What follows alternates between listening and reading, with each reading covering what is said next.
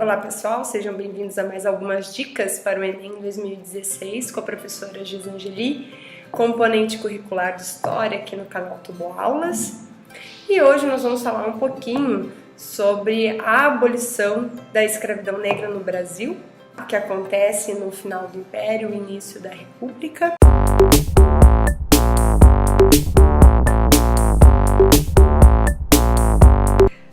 A escravidão negra no Brasil, ela começa não só no Brasil, mas também incentivada em toda a América, começa no século XV, né?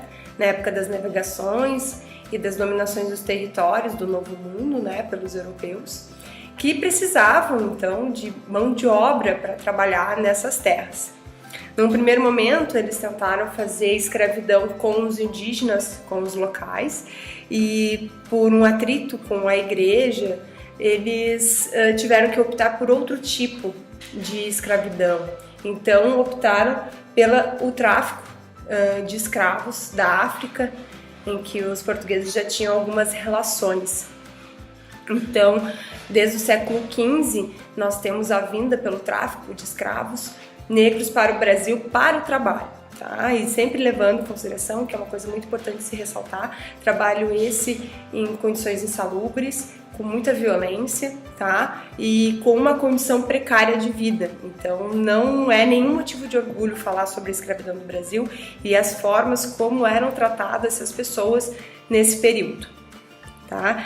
A escravidão do Brasil durou, em média, 4 séculos, tá? E o processo para a abolição da escravatura começa no século XIX, tá? Muito mais pela pressão da Inglaterra do que qualquer outra coisa, porque toda a estrutura produtora, econômica brasileira era voltada para a produção e para o trabalho escravo, né? Principalmente com o café, né? Na região de São Paulo e Rio de Janeiro utilizavam muito essa mão de obra. E quando começou essa pressão inglesa, como o Brasil tinha muitas relações com a Inglaterra e essa pressão começou, não era interessante, tá, para esses produtores, mas eles tiveram que começar a abrir essa questão da abolição, trocar, né, o trabalho. Então, em 1850 é criada uma lei aqui no Brasil, a Lei Eusébio de Queiroz, onde é proibido o tráfico de escravos.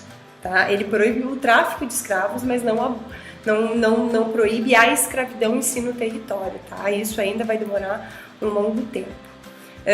Também estivemos em 1871, 20 anos depois, tá? A lei do ventre livre. Então todas as pessoas que nasciam, as crianças que nasciam de escravos, elas eram consideradas libertas, então tinha uma condição de que o dono teria que ficar com essas crianças até os 8 anos e dar, né, aos cuidados do governo, ou, né, utilizar os seus trabalhos até os 21, os libertando depois disso.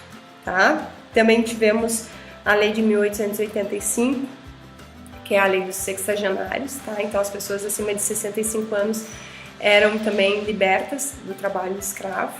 E finalmente, dia 13 de maio de 1888, nós temos a Lei Áurea, né, assinada pela princesa Isabel, abolindo a escravidão no Brasil. O interessante da gente estudar e entender é o seguinte: a abolição da escravatura é a abolição não beneficiaram em nenhum momento, né, os escravos, os negros, porque o governo não criou medidas para a troca das condições de trabalho, propondo questões salariais. O governo nessa época faz a abolição por uma pressão britânica, porém ele incentiva ao mesmo tempo a migração de trabalho europeu para o Brasil, com o intuito de branquear a nossa nação. Então, em nenhum momento foi uma preocupação do governo de criar condições para a população negra de conseguir sobreviver ou se adaptar a esse novo modo de trabalho, né? E os resquícios desse problema, ele se perpetua até hoje, né? Se a gente for ver toda a organização social do Brasil e for estudar os censos pelo IBGE, a gente vê que metade da nossa população é negra e a maioria dos pobres são negros. Então isso reflete até hoje na estrutura econômica brasileira, né, dessas pessoas, sem contar que nós temos um racismo, né, com as pessoas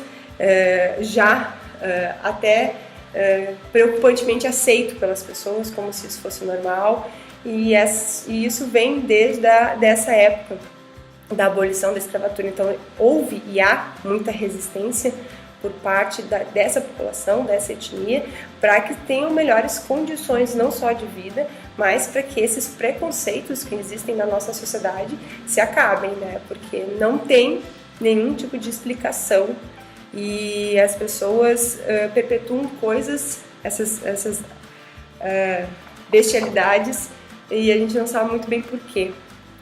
Mas a história nos ajuda a explicar um pouquinho o porquê desse tratamento e a forma como isso foi cruel com essas pessoas desde o início, né? E é importante a gente entender e é importante a gente estudar não só as questões políticas, né, dessa abolição e do que aconteceu, mas das representações culturais que esse povo contribuiu, né, e contribui ainda aqui para a nossa sociedade.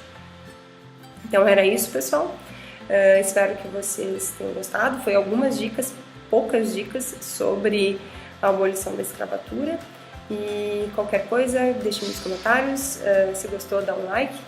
E nos sigam nas redes sociais, tá? Beijos, tchau!